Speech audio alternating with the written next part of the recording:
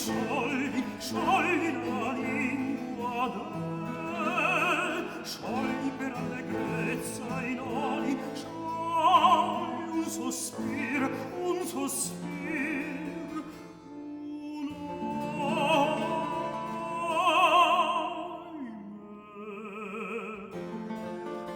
la voce snobile